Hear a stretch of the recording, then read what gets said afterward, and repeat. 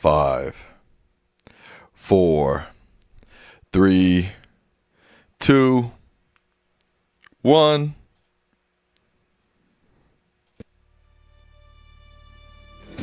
Welcome to the first annual Lichtman Live Peace Award ceremony, brought to you by Lichtman Live.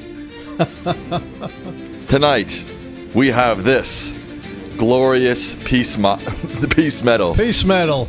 To award to Allan J. Lichtman. Hey. Wow, I Give it up consider to this him, one of folks. the great honors of my life to get a peace medal. It may not be the Nobel Prize, but it's the next best peace medal, right? Amazing, amazing. You've caused 0 wars. 0 wars. Killed nobody at the high seas. Killed no one on the high seas. You deserve it, man. Absolutely. Made no belligerent rhetoric. Right. Threatened nobody. Right. Right? Didn't appease any murderous dictators. Right.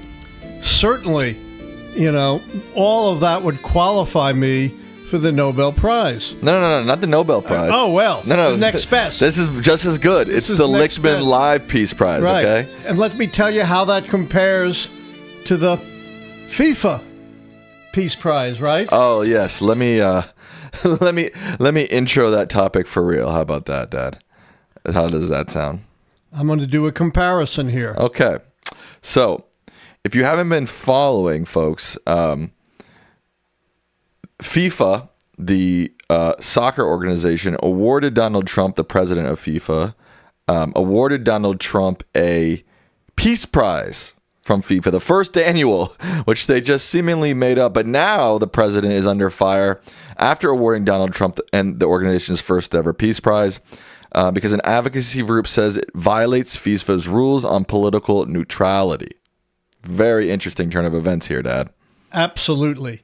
And what are the qualifications of FIFA? Whoever in FIFA was awarding this, what are their qualifications for deciding who should get the FIFA Peace Prize? Tell me.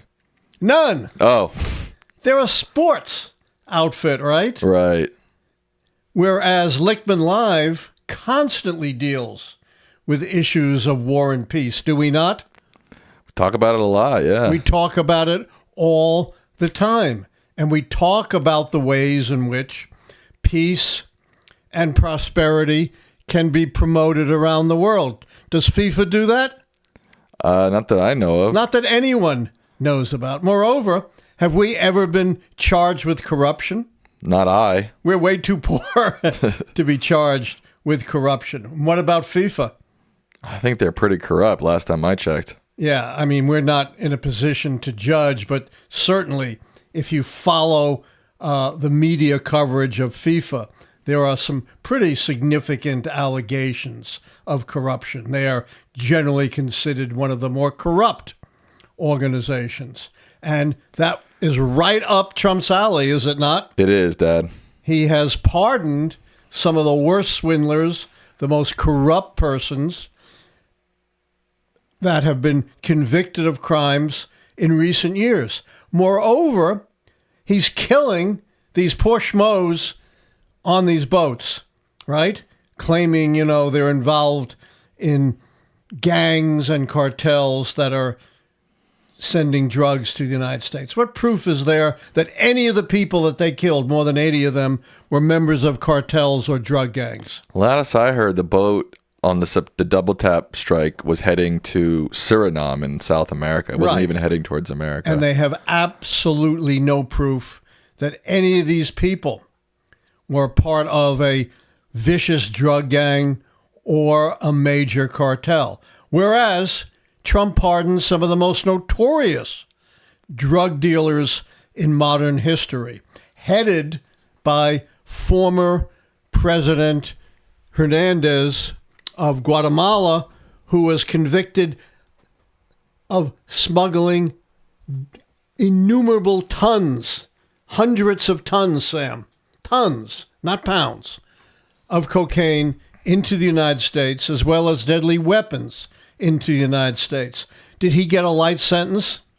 No. 45 years after being found guilty through due process by a jury in the United States.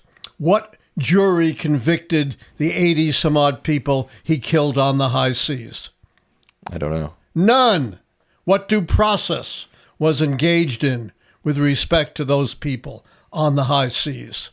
None. Whereas Hernandez had his day in court, he had due process, he had a conviction, and Trump pardons him. And ironically, he has just been, a warrant for his arrest, I believe, has been issued by the current Honduran government. This guy is notorious, awful, horrendous, convicted criminal, vastly more dangerous than any of the 80 people that Trump killed without due process, without proof.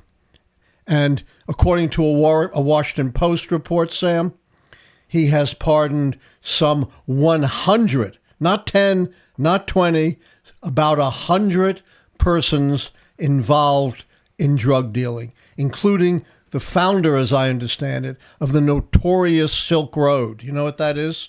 Yeah, it was like a online dark web marketplace for drugs and other illegal activities. And he, along with Hernandez, gets pardoned by Trump, and people for whom there was no due process, no conviction, no proof, get killed by Trump. And moreover, it is crystal clear why they will not release the full video of the double tap strike that killed the two survivors. It's nothing to do with methods and, national security information. They've put out dozens of videos of boats being blown up, another video of this second time the boat being blown up and the two people killed. It's nothing to do with revealing sources, methods, and operations. In fact, the guy who claims that, Pete Hegseth, what did he do? What did the Inspector General find? Oh, he put war plans in a signal chat, jeopardizing the operation and potentially putting American troops at risk of death. Now this guy is on his high horse claiming we can't release the full video because we're protecting sources and methods. We need another word. Hypocrisy is too soft a word to describe this. True. And as we pointed out, and I want to reiterate this, based on the closest precedent during World War II, a horrific declared war to the death, it is a war crime to execute shipwrecked survivors. This is the Proteus case. In the midst of World War II, 1944, the height of the war, the British transport had leased a Greek freighter called Peleus that was being used to transport wartime needs. A fair target for a U-boat, and the U-boat sank the Peleus. That was not a war crime. You know what was a war crime, Sam? Double tap. Yes, killing the survivors, clinging like the two survivors of the first boat strike by Trump and Hegseth, clinging to rafts and wreckage. The crew of the submarine was captured, and they went to trial. And the judge advocate said, we are not prosecuting them for sinking the Peleus. That was an act of war, perfectly legal.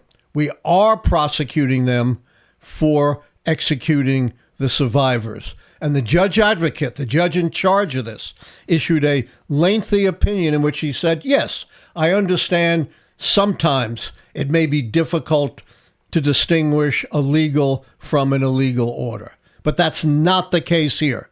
There is no question that whatever the order, executing helpless survivors is a serious war crime. And you can't claim to be following orders, nor can you claim you needed to kill them to protect the sub. The sub could have left the area and easily protected itself without lethal violence. absolutely the same thing here. Leaving aside whether it's legal in the first place, and that's dubious, unlike World War II, to attack these boats, there is no question, based on the Proteus precedent, that it was a war crime, presuming we really were at war, as Trump claims. If we weren't, it's just plain old murder. But certainly based on the Peleus precedent, it was a wartime to launch that second strike. And the parallel is exact. You're killing survivors clinging to wreckage. And moreover, if you were worried about them somehow riding this boat, and after 40 some odd minutes, close to an hour, they never did, ridiculous that they somehow could have righted the boat and sailed it away under the watchful eye of the U.S. Navy, which was flying planes right over them. The excuse is absurd. It's much weaker even than the excuse given by the commander of the Peleus. These two could have been apprehended easily, any threat neutralized, and far better to apprehend them, because then you can get information from them. Dead persons tell no tales, do they, Sam? So, long story short, you're saying you don't think Trump deserves that Peace Prize? Probably not. And I want to close the loop on the Peleus case. Go for it. 5 crew members of the sub that executed the survivors were prosecuted. And guess what? 3 of them were sentenced to death. Yikes. To death. Ugh. And executed. Even though they acted in a time of war, the other 2 received lengthy prison sentences. So the precedent, the closest precedent, not only demonstrates that the administration committed a serious war crime, but one potentially punishable by death or very long prison terms. I don't think there's anything more Trump than making up a Peace Prize, getting it, and then instantly finding out that it was not even within the rules of the organization that gave it to you. It's just so Trump coded. It's hilarious. Yeah, our prize at least doesn't violate any Lichtman Live rule. It violates no rules. Lichtman Live Peace Prize violates no rules. Congrats on that, Dad. I'm really proud of you on winning that. Yeah. Are you ready for our next topic? Actually, I have a quick question before we move on. Yeah. Do you think it's just a little bit hard to give a president a peace prize? I mean, they are the commander-in-chief. They are constantly commanding military forces. Just feels like the chances that a president goes in and serves 4 to 8 years without making any sort of military blunder are pretty low. Like, I don't even really think Obama deserved a peace prize. I was called right after Obama got the Peace Prize and was asked to give commentary. And you know what my first reaction was? This has got to be a joke. Yeah. I don't see where Obama deserves the Peace Prize. 3 other presidents have gotten the Peace Prize, though, Sam. Do you know who they are? I think Jimmy Carter, but after he was president. Jimmy Carter afterwards. I think that's fine, yeah. Yep. And then another 2 while they were president? Yeah. Oh. I have no idea. Theodore Roosevelt. Oh. For mediating the Russo-Japanese War. Right. And Woodrow Wilson for his 14 points to settle World War I. Yeah, it is tricky because, like I said, presidents on one hand command militaries, which kill people. On the other hand, presidents also negotiate peace deals. So it's like, it's tough. I don't know, it's tough. But, the peace deals have to far outweigh the military. I'm not sure that was true of Teddy Roosevelt, by the way. Yes, he certainly was a great peacemaker. Settling the Russo-Japanese War was incredible. But he also fought the bloody, racist suppression of the independent rebellion in the Philippines, which the U.S. had taken over during the Spanish-American War. He didn't start the suppression of the rebellion, but he finished it. Right. All right, our next topic. Trump gave a speech at a Pennsylvania rally tonight, promising relief as Americans call out soaring prices, pushing his economic agenda while voters wrestle with the Democratic hoax of affordability. He went off the rails talking about political enemies, Somalians, transgender folks, the Middle East, and windmills. 2 things, at least, you should draw out of this. 1, Trump thinks he can talk his way out of anything. If he says affordability isn't real, like climate change isn't real, they're both Democratic hoaxes, somehow the American people will come to believe it. And that's not true anymore. If you look at almost any poll, overwhelmingly, Americans are deeply worried about the economy and deeply worried about affordability, because affordability is something they see every single day. Right, Sam?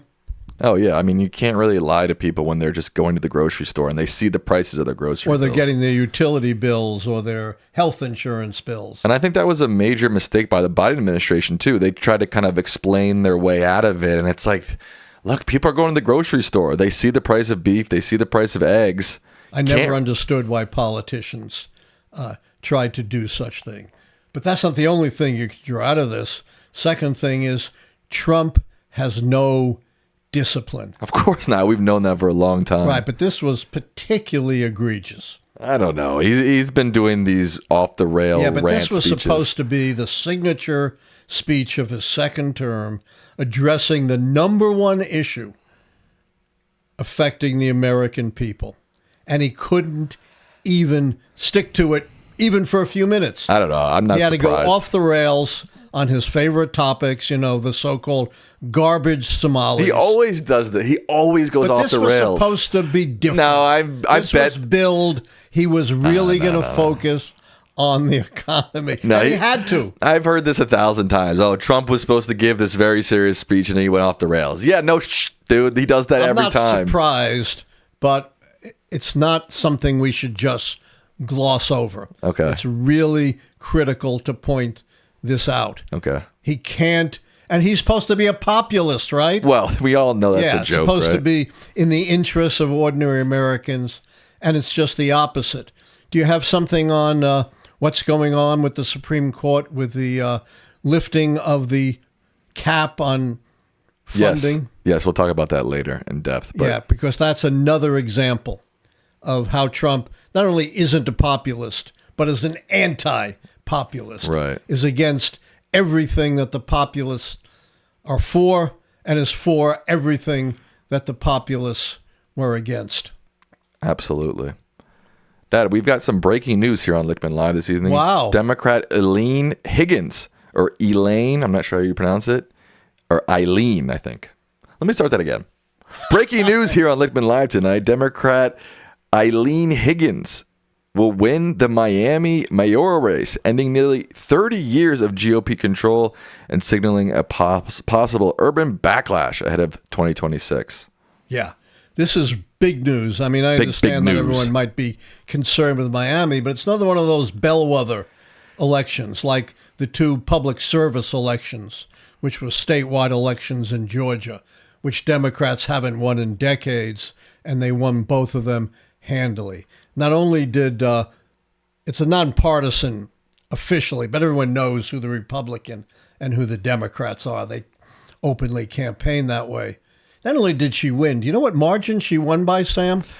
You just told me a few minutes ago. 59-41 with virtually all the returns in. That's an 18-point drubbing, 18-point landslide victory in, as you said, a jurisdiction that Democrats haven't won in decades. And this is in keeping with everything we've seen happening in off-year special elections or off-year regular elections like governor in New Jersey and Virginia. Democrats have been outperforming previous results and expectations by double digits. 10, 13, 15, 18 points above and beyond.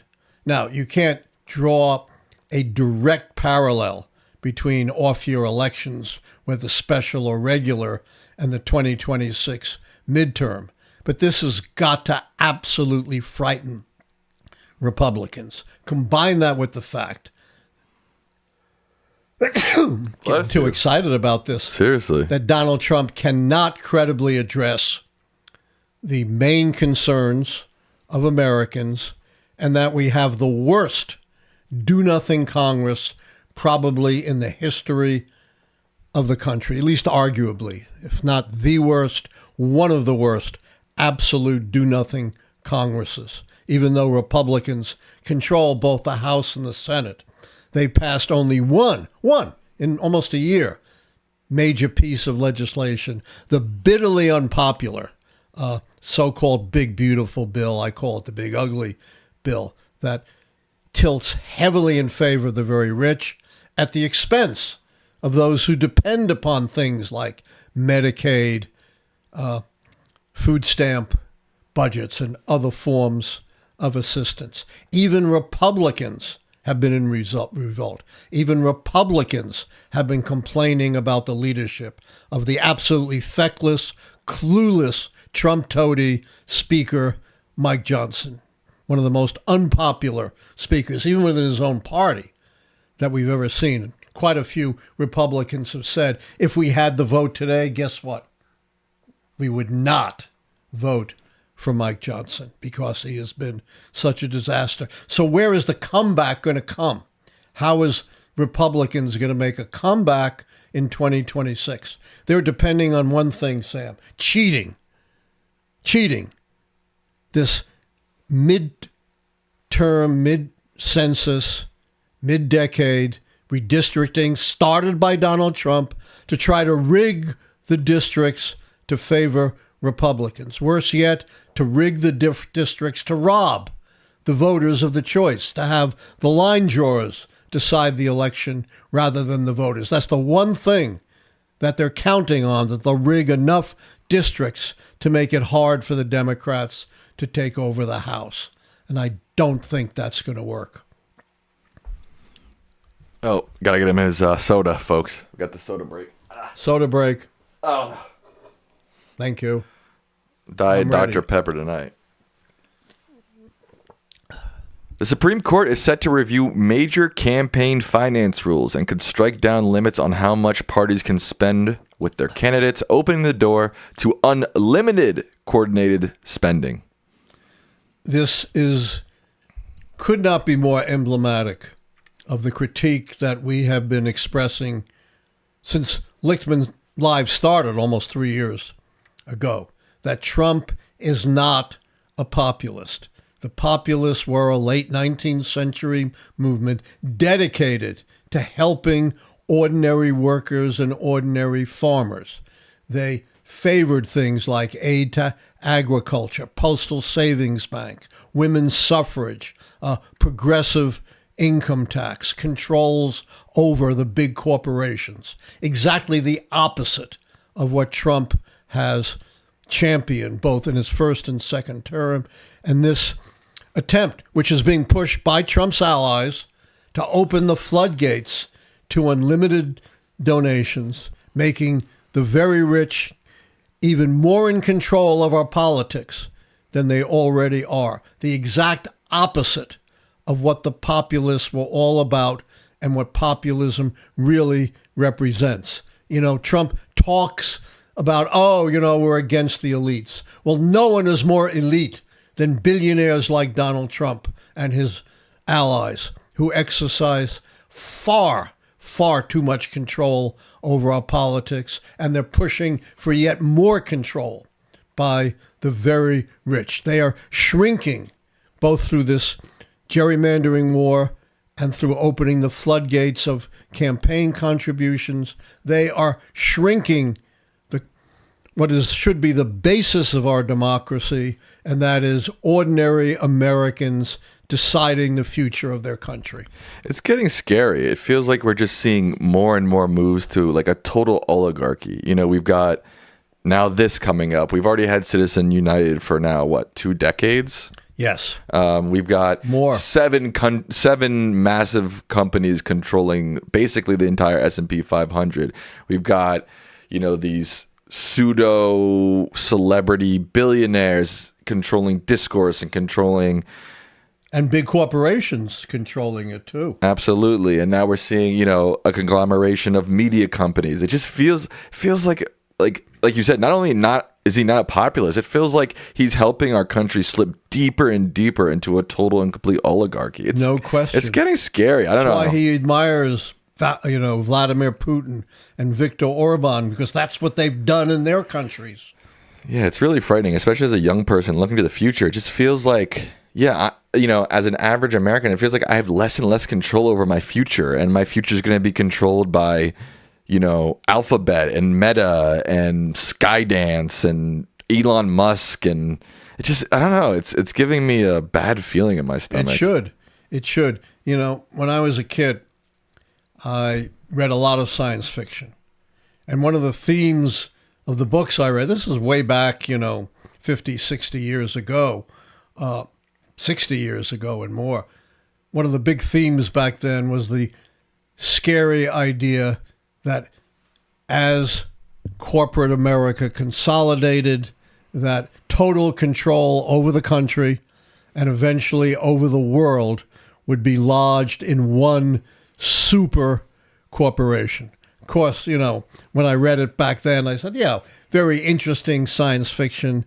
It's never going to happen. But as I've gotten older and the trends that Sam's talked about have taken over our country, those science fiction novels seem far, far more realistic. And the issue is, a lot of the solutions that you provide are vote, right? Elect leaders that will stop this, change this, allow for a more equal America. But if things like this pass, there's nothing your average voters are even going to be able to do at some point. That's what they want. They do not want the average voter deciding the future. Yeah, and I'm saying, okay, so then what do we do if our vote is being diluted by billions and billions of dollars of spending, and the solution used to be vote, then where's the solution? Well, there are those who say the solution is in an uprising. I don't agree with that. I don't think our vote has been totally destroyed at this point. I still think we have a chance to redeem our country, but the margin is getting thinner and thinner. The issue is that, this, for example, this Supreme Court thing, it's sort of, it is tied to Trump, but it's also going to last a lot longer than Trump. So yeah, we can get rid of Trump and fix a lot of the issues that he has put on our country. But this is going to be, if this Supreme Court does rule like people are saying they're going to rule, my kids, and my kids are going to be living under this political state that you can just pump, billions of dollars into. What then? You've got to elect people who are going to erect certain kinds of controls. It's very difficult, and it may not happen. But, our democracy has been on the edge before, and we've gotten through it. I don't want to, say, oh, there's no hope. There's nothing we can do. The billionaires are going to take over. End of story. I don't believe that. No, I don't want to seem hopeless either, but I'm just kind of scratching my head about okay, what do we do about this? Because like you said, okay, vote people in, but it's well, if my vote is going to be diluted by billions of dollars worth of spending, and essentially whoever the billionaire class decides is going to be our elected official becomes our elected official, then that solution becomes null and void. Understood. But look at the 2025 elections. Money did not dictate those results. That's a fair point. The people still came out and voted against those who were challenging our democracy, no matter what big money was behind them. So big money doesn't always rule. That's a good point. All right, we should get to questions soon. We have more? We have 1, 2, 3, 4 more topics. Let's do one more topic. Which one do you want to do? Whatever you want. Europe, mortgage fraud. Let's do mortgage fraud. Okay, here we go. Mortgage fraud. A new investigation from ProPublica, which apparently is how you pronounce it. I think that's ridiculous, but apparently that's how you pronounce it. ProPublica. No. We had this big debate. I know. I'm not arguing. Go on. I'm not arguing. I'm just making a joke. Okay. What's with you tonight, man? Jeez. Where was I? A new investigation from ProPublica finds that Trump once claimed multiple Florida homes as his, quote, primary residence. The same action he's accused political rivals of, raising fresh accusations of hypocrisy. Yeah, he claimed, that the Letitia James, the Attorney General, who brought the successful civil suit against his own financial misdealings, which the appeals court upheld. They upheld the liability. They thought the many hundreds of millions of dollars fine was too much, but he was found civilly to have committed massive financial fraud, and the appeals court upheld the liability finding. Now, specifically, Trump said Letitia James was a big crook, right? Unconscionable. She claimed that one of her mortgages was for a primary residence, not a rental property. Well, it turns out, if this reporting is correct, not just once, but twice, Trump claimed that properties were primary residence, not a rental property. He never lived in either one of them. He rented both of them out. Not only was it more egregious than anything Letitia James did, stealing with two properties, but James had a much stronger case. She didn't actually rent it out. One of her relatives lived there rent-free, whereas Trump rented it out, pocketed the profits, and pocketed all the benefits of falsely claiming that these were his primary residence. As I said, we need some new word. Maybe we should throw that out to our audience. Hypocrisy is not strong enough to describe what goes on with Trump and his allies. I think we've thrown that out before. I don't know if we've ever landed on a good word that replaces hypocrisy. But hey, if you got something, throw it out there. Is there anything else you want me to do? No. We can move on to questions. Seems like you want to move on to questions. Do you have anything on this new strategy relative to Europe? Yes. Do you want to talk about that? I do want to, because it's important. Okay, here we go. Trump took aim at Europe, calling some countries, quote, decaying, and calling their wheat. What is wrong with me? Wow. I can't speak. You're supposed to be young and sharp. I'm only supposed to make these mistakes. Calling their leaders weak. Yeah, this is incredible. The U.S.-European alliance has kept the Western world, the major democracies, safe for 80 years. Now Trump wants to trash that. He wants to trash our allies, calling them weak, saying, their civilization is being eroded by migrants. And who does he think the future of Europe is represented by? The extreme far right parties, on the model of Viktor Orban, who want to snuff out democracy, who are playing right into the hands of Vladimir Putin, who is not our friend, who wants to destroy and destabilize democracy whenever it can be found. And guess who praised this new foreign policy statement by Donald Trump? Vladimir Putin. I'm not a believer in conspiracy theories. I never go down that rabbit hole. But I find it just inexplicable the extent to which Trump bends over for Putin. It goes beyond just his admiration for dictators. I just have to wonder whether Putin does, as some have suggested, have some compromise on Trump. His, following the Putin agenda, not just in this statement, but with what's going on with the war in Ukraine, with Russian interference in our elections. It's really hard to explain, and it's horrifying. Yeah, no doubt.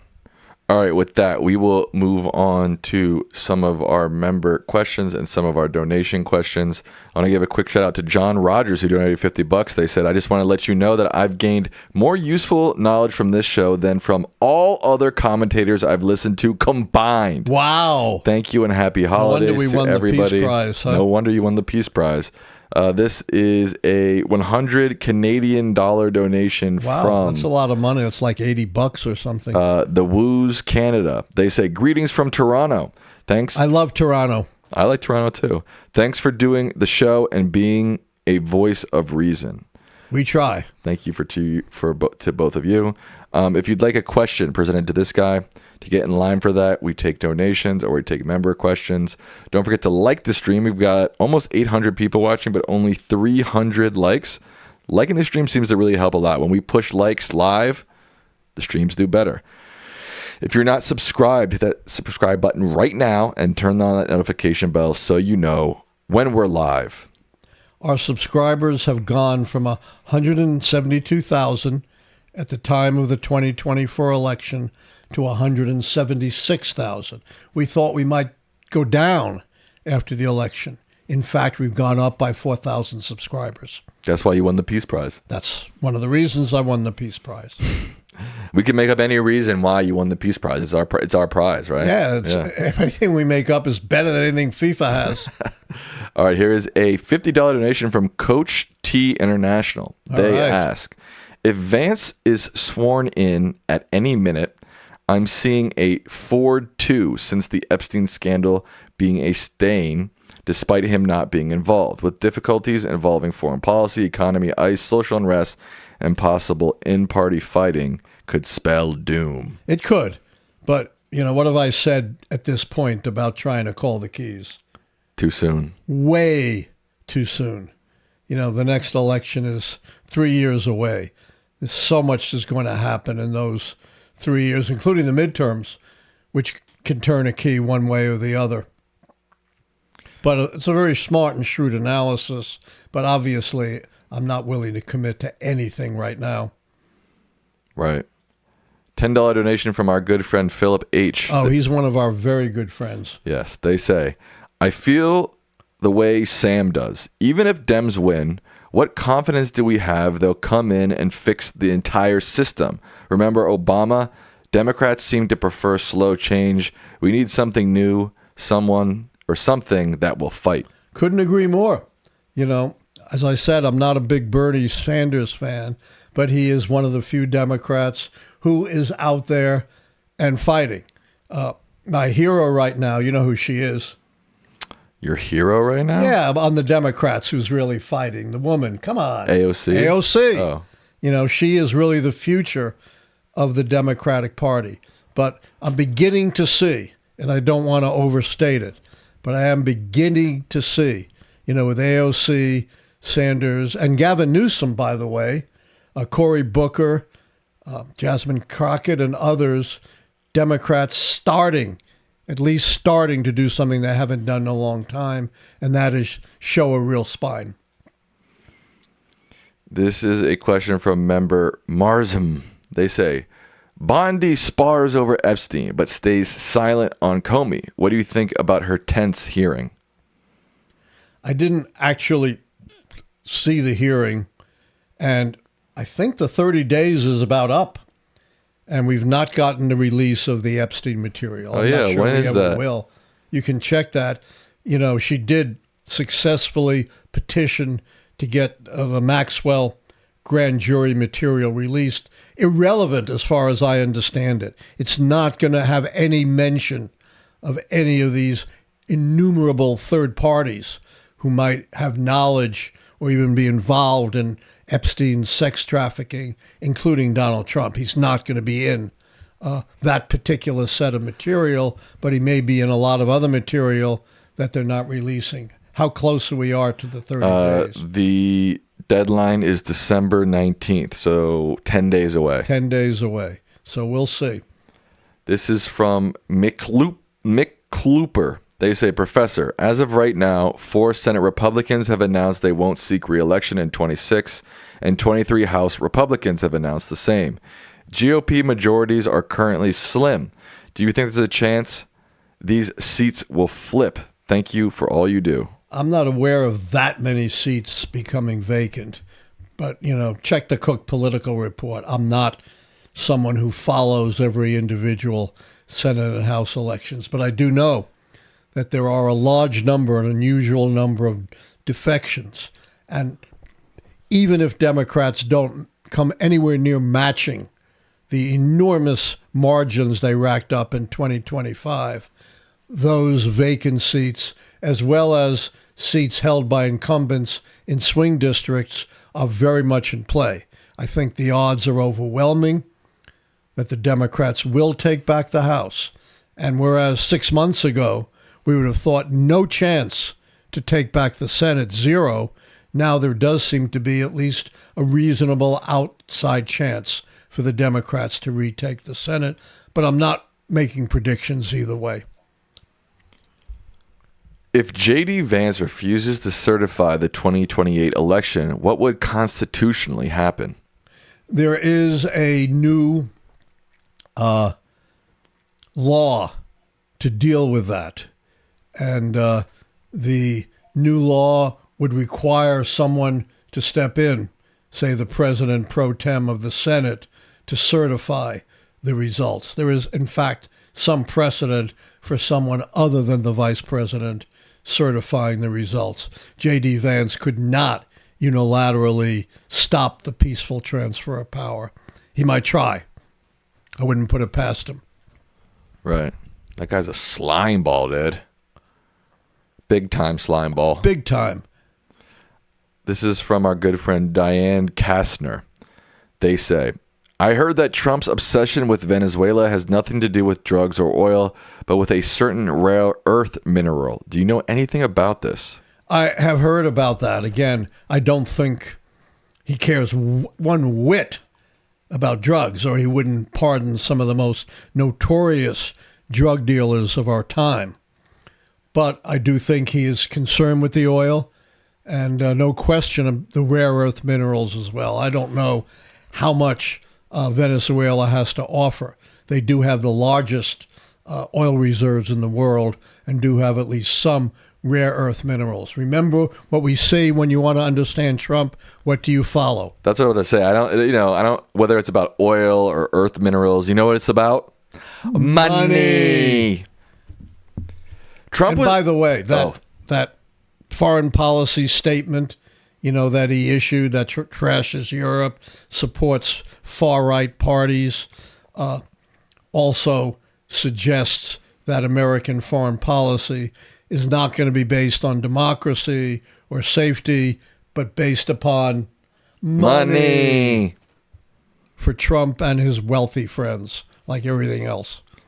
Trump was just caught on a hot mic talking about how he can't appoint a U.S. attorney, saying, hey, Deb, you agree with me on blue slips. I can't appoint anybody. Everybody I appoint, their time expired. The term, quote, blue slips was being passed, but I'm still confused. What are blue slips and why can't he just get a 50 GOP majority for his appointment? He could. And blue slips are not part of the law, but they are part of a long tradition within the Senate. And that is, a blue slip is not an endorsement of an appointee, but at least an indication that there would not be objections to the appointee. Obviously, Trump has a right generally to appoint people who align with his ideology. But, if he goes too far, then in a state where there's at least one Democrat, they could withhold the so-called blue slips. And Trump finds that very frustrating because, again, as he said many times, he can think he can do whatever he wants as president and not be constrained in any way by the Congress. In fact, we have before the Supreme Court now, Trump basically claiming the so-called unitary executive theory that Congress cannot protect, even by law, appointees to supposedly independent regulatory agencies like the Federal Trade Commission. They're arguing that regardless of what the Congress intended and put into law, the president, as the head of the executive branch, can fire these people without cause. And according to commentary of people who are constitutional lawyers, it looks like the conservative Supreme Court is going to ratify that, overturning precedents from the 1930s. We have just about 800 people watching, but still we're in the 400 likes range. Let's get it up to at least 600, okay? Thank you. This is from Alex Kawa. They say, you've mentioned before how Attorney General Barr misrepresented the findings of the Mueller report. Would you mind going into a little bit more detail about what you mean by that? Yes. There were two elements of the Mueller report. One, Russian interference. And basically, he spun the findings on Russian interference to argue that there was no significant Russian interference. That is, there was no conspiracy between Trump and the Russians. But in fact, there didn't have to be a conspiracy because the Russians were doing everything that Trump wanted to do, massively interfering in the election, paralleling talking points from the Republicans, trying to dampen minority turnout, and unleashing massive troves of stolen Democratic emails. How many Republican emails did they steal? None. And in fact, critically, the very day that the Access Hollywood tape was released, that even members of Trump's own party said, oh, he may be finished, they released 20,000 emails taken from the Democrats, diverting attention from that. The other aspect was obstruction of justice. And he basically spun that to say there was no obstruction. Not true. Mueller found 9 examples of obstruction. I think he was derelict in his duty that he did not recommend charging, but he did say we cannot exonerate Donald Trump on obstruction. And after Barr's spin, Mueller wrote a letter saying, Barr's representation does not come close to representing what we actually found in the report.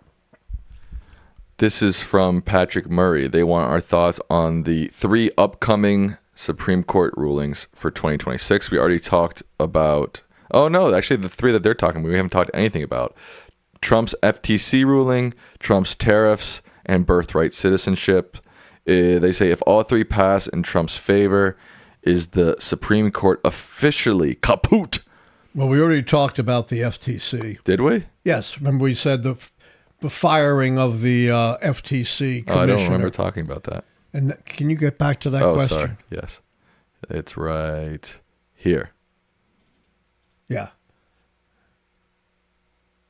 Trump's birthright citizenship. Yeah. It's an outright repudiation of the Constitution. Right. It says it right in the Constitution. Yeah, it's right there. And I don't think even the Supreme Court will buy it. And what's the third one? Tariffs. Tariffs. That's up in the air. We'll see whether they buy that. But tariffs and birthright, unlike the FTC ruling, could be where the Supreme Court draws the line. I'm not predicting that, but if I were to highlight a couple of critical issues where the Supreme Court conceivably could go against Trump, those are the ones. Right. Those are more likely. More likely. Right. To go against Trump. God, I can't even imagine what their argument would be for if they do side with the Trump administration. I can't imagine. I can't even imagine what it's going to be nonsense. It's going to be gobbledygook nonsense if they do. I'd be very surprised on that one. Yeah, I guess we'll see. Do you have any thoughts on the CDC vaccine panel votes to remove universal hepatitis B doses? It's a horror show. This charlatan, this purveyor of quack, dangerous ideas that sicken and kill people, promised in his confirmation, I'm not going to be an anti-vax crusader. Forget about what I've been doing for the last 30 years. Oh, my God. And somehow he sold this obviously phony bill of goods to a doctor, the swing vote on the committee that brought him forward, Bill Cassidy. And now Bill Cassidy is up in arms. Too late, Bill. Too late, Bill. You know, this is harmful. It's going to cause more disease. It's going to cause some deaths. It's anti-science. It's not supported by any standard science. It's just RFK Jr.'s bias. Too late, Bill. This is on you as much as it is on RFK Jr. How could you possibly believe that just because of what he says in a hearing, he's going to contradict what he's been doing for decades? Come on. How naive can you be? Good point, Dad. All right, this is our last question in the Google Doc. Did Gaddafi's idea of creating a gold-backed African currency play any role in why Western nations supported his removal? I'm not sure about that one. I don't have enough information to make an opinion one way or another about that. Gotcha. All right, some quick donations to end the show. This is a $10 donation from Free Throw Guy. They say, someone get the professor a Coca-Cola stat. Appreciate you guys. Appreciate that. Alex Kawa says, speaking of Dems overperforming, Dems just flipped a Trump plus 13 state house district in Georgia tonight. Is that right? I didn't see that in the news. I didn't see that either. Wow. That's incredible. And Georgia, of course, is a bellwether swing state. And Annabelle says, is it true that the GOP has lost the Village in Florida? I have no idea. Do you? The Village is a very conservative, elderly community. And that's, given the magnitude of her win, that's very possible. And that's amazing if that's true. Okay, with that, we will wrap up Lichtman Live for this evening on this date. What is it? The 9th of December, 2020-25. The first annual Lichtman Live Peace Award was awarded to the talent of the show, the namesake of the show, Allan Lichtman. Who would have thunk it? Let's give him another round of applause for winning that Peace Award. I'm so proud of you. I've won track medals, but this is my first peace medal. Right. And I'm very proud of it. And ignore the National Senior Games written all over it. Okay, that's you just ignore that. Okay, Dad. What are your final words to the people tonight? How can you possibly claim that you're killing people on the high seas because you're so concerned about drug trafficking when you've used the pardon power to pardon some of the worst, most notorious drug traffickers in recent times, proven drug traffickers, not these poor schmoes on the boats about whom nothing has been proven because there's no due process. With that, we will sign off for the night. Thank you all for being here. Congrats on your Peace Prize. Oh, I'll cherish it. Good night. Good night.